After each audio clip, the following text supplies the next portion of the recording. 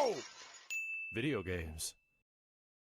What up, dudes? Matt here with YoVideogames, and I'm back once again with another review, this time for Ninja Gaiden Ragebound, the newest game in the Ninja Gaiden series, this time made by the Game Kitchen, who made Blasphemous 1 and 2, some indie darling Metroidvanias about the...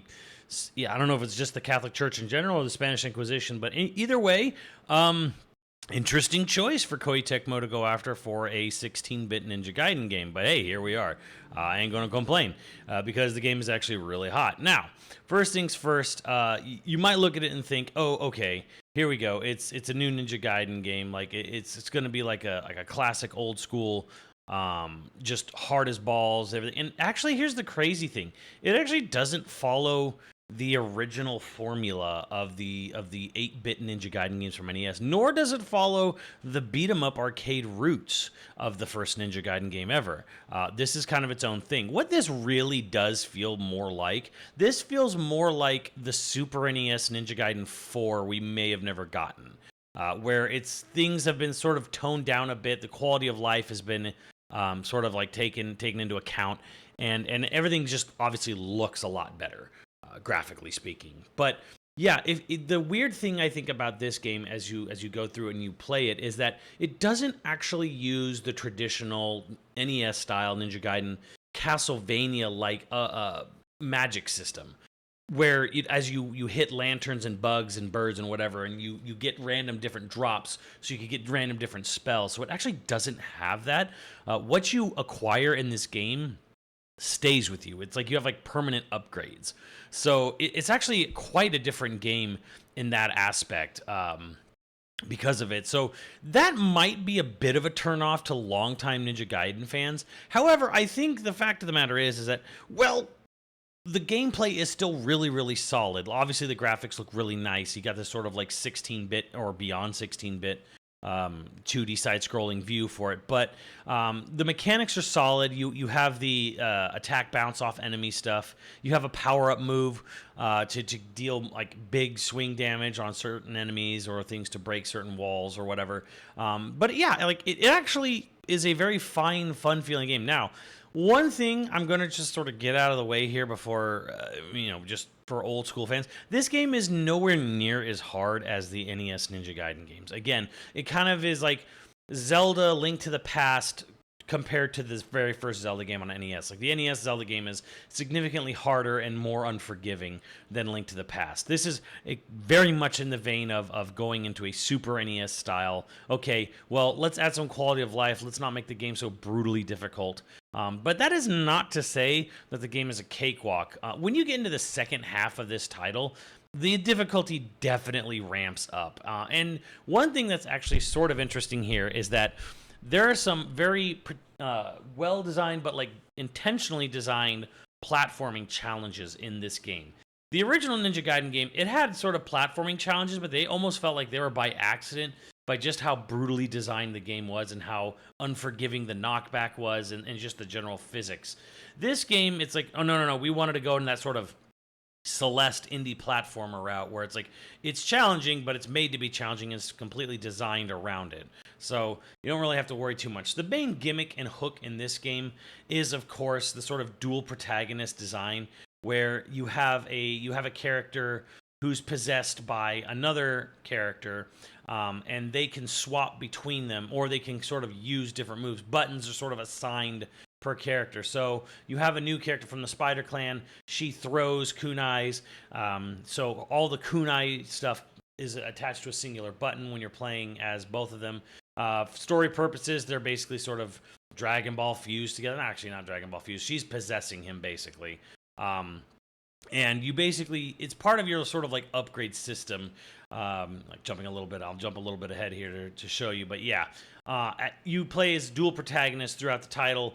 And this is kind of like the main gimmick. Each has their own sort of meter as well for doing like big attacks and stuff. So it's an interesting mechanic. It can get a little like pat your head, rub your tummy, kind of like wait, what do I do? I pressed what here to do what now?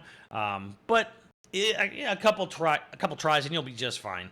I know some people, in particular Edge, weren't really thrilled with this dual character setup, I don't really find it to be that much of a problem. I think it works just fine. I think it's definitely something that's unique, sets it apart from the other Ninja Gaiden games, and goddamn, the game just does look so good, and you know, it's brutal and gory, but also very classic and old school as well. So that being said, it's not a super long game. If you've ever seen someone who's memorized an NES Ninja Gaiden game, it's basically about as long as any given Ninja Gaiden game on the Nintendo.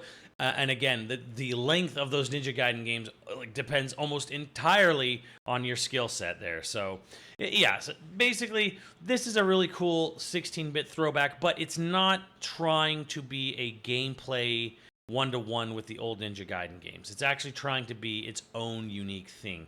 And if you're cool with that, I think you'll find a lot to love here. Just knowing that going in, you're not getting, this is not Sonic Mania, this is not Mega Man 10 or Mega Man 11 or even, you know, any of those. This is very much trying to be its own thing, its own, what if there was a completely different 16-bit Ninja Gaiden 4 on the Super NES. So if you go with that mindset in there, I think you'll find a lot to enjoy here. Story-wise, the game takes place in parallel to the very first game on the NES. You'll see characters and references to that original game. There's some cool stuff in here for, like, you know, longtime lore hounds of the Ninja Gaiden series, but otherwise it is very standalone in its own thing. But yeah, I think it's a really fun time otherwise. Do I think it's going to light the world on fire? Probably not. It's just a very solid entry in a long-running franchise. It's not going to be, per se, like the next Ori or the next Hollow Knight, or it's not really trying to be since it is level-based. But yeah, I just think it's just going to be a really good, solid, fun time. I do think that it is a bit of a disappointment with the spell system and the sort of shop system. I found most of the talismans and secret arts to be not useful. Like, and again, the idea that you kind of have to choose one, like you equip what you equip and that's what you get, and you don't throw a fit. This is kind of like I don't really know. I know this is gonna bug maybe classic Ninja Gaiden fans where they liked finding things in the environment, a la classic Castlevania. And this one is like, no, choose your talisman, live with it for the whole, you know, the whole level. I think it's fine normally, but I find most of the talismans not really worth it.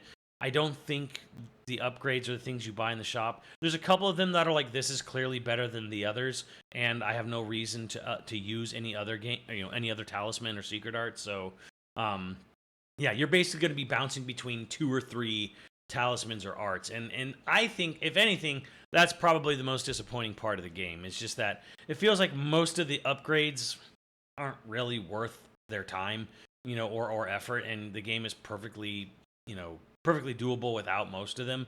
So while in the original Ninja Gaiden, it was almost to a fault where, like, you needed certain spells to get through certain areas, certain ninja magic. This one is kind of like designed like, no, you definitely can go through this game, you know, without anything equipped or whatever.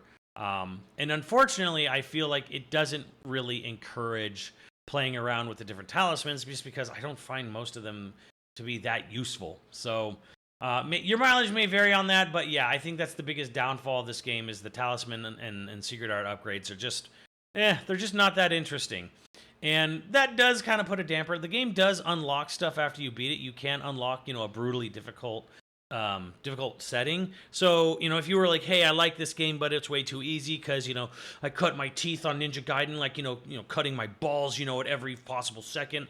Don't worry, there's a much harder mode you unlock after beating the game, so you can play through this game again on a ball crushing difficulty if that's kind of your thing. You know, hey, I'm not trying to kink sham, or maybe I am. But either way, a solid entry, but it's not gonna light the world on fire. In the end, I think if I'm being fair, I'd say I give it an 8. You know, maybe I would say, hey, this maybe should be lower, but I don't know. Like, I had fun the whole way through. It's not very long. Again, I'm starting to appreciate that more and more. I don't like games that overstay their welcome. And the game doesn't really overstay its welcome. You know, just only a slight tad. You know, at the end, you're like, okay, I'm kind of ready to be done with this, and the game's just about done at that point. So, frankly, I feel like, you know, I feel the length is just about perfect for this one. And I just generally enjoyed my time. But yeah, I wish the upgrades were more interesting. I wish there was more excitement around them. I wish I cared about them more. But yeah, like I find most of them just not really worth the effort or time to buy them, let alone equip them. So, let me know what you guys think. This is Ninja Gaiden Ragebound, the first of the 2 big ninja games for the year, and we'll be back again with the shit hot Shinobi quickly after this. So yeah, let me know what you think, and I'll see you on the channel later, dudes.